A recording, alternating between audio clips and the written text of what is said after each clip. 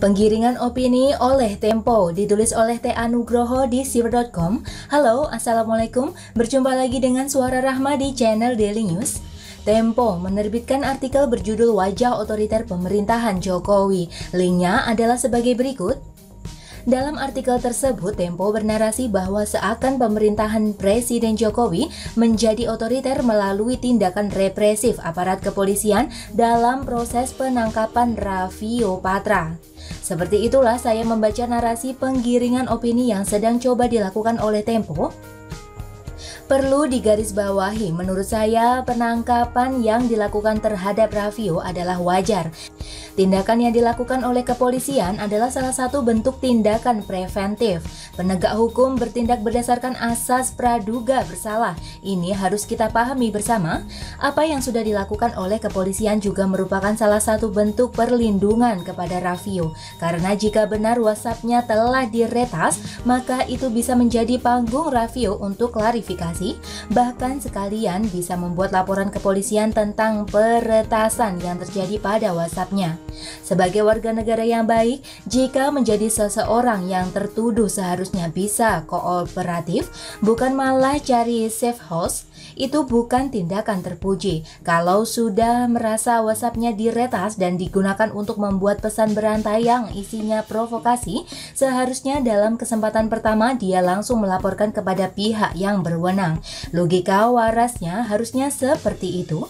Dalam artikel Tempo yang linknya saya tulis di atas, menurut saya Tempo seakan sedang mencoba menggiring opini masyarakat bahwa Presiden Jokowi menjadi otoriter dengan cara membungkam dan mengkriminalisasi para pengkritiknya.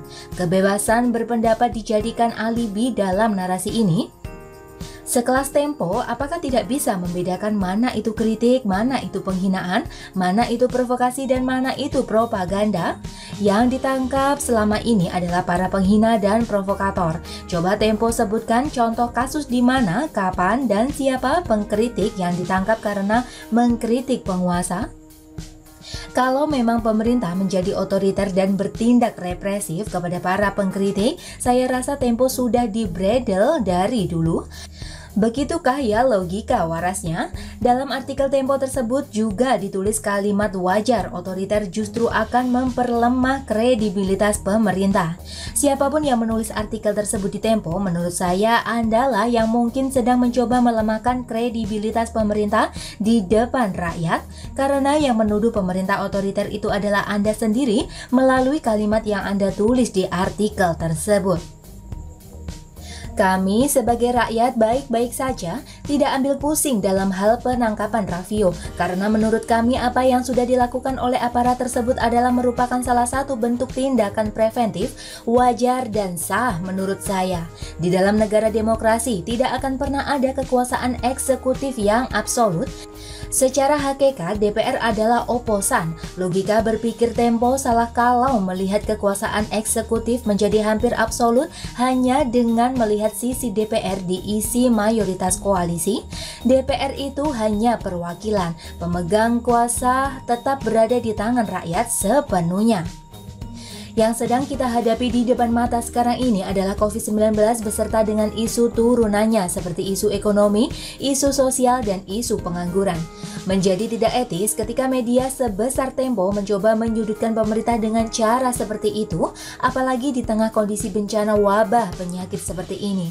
Saya rasa seharusnya bisa lebih memberikan kontribusi positif bagi bangsa dan negara ini selain hanya mencoba menggiring opini seperti analisa saya di atas.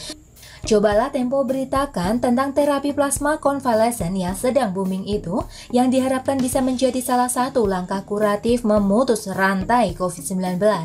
Saya rasa rating Tempo akan naik kalau mau memberitakan hal-hal positif seperti itu. Selain bisa terlihat sedikit berguna untuk bangsa dan negara, saya yakin keuntungan yang didapat dari view juga akan naik. Bisa untuk bayar gaji dan THR karyawan-karyawan Tempo. Itu hanya saran saya saja. Dilakukan silakan, tidak dilakukan ya silakan, bebas. Tapi kalau orang waras pasti melihat saran saya itu sebagai saran yang bagus dan cocok dilakukan. Di tengah keseriusan pemerintah untuk memutus pandemi COVID-19 agar tidak semakin berlarut, ditambah lagi dengan masalah mafia alkes dan bandit COVID-19, seharusnya media-media semacam Tempo dan kawan-kawannya ikut membantu pemerintah dengan meluruskan yang bengkok, bukan malah mencoba membengkokkan yang sudah lurus. Sedikitlah berguna bagi bangsa dan negaramu, sedikit saja. Jikapun tidak bisa, maka lebih baik diam daripada hanya memunculkan masalah baru dan menjadi sampah jurnalistik. Dan bagaimana menurut Anda teman-teman? Silahkan tulis komentar di kolom komentar ya. Jangan lupa like, subscribe, dan share ke media sosial Anda. Artikel ini bisa dilihat secara lengkap di halaman siver.com. Terima kasih. Rahma pamit. Wassalamualaikum warahmatullahi wabarakatuh.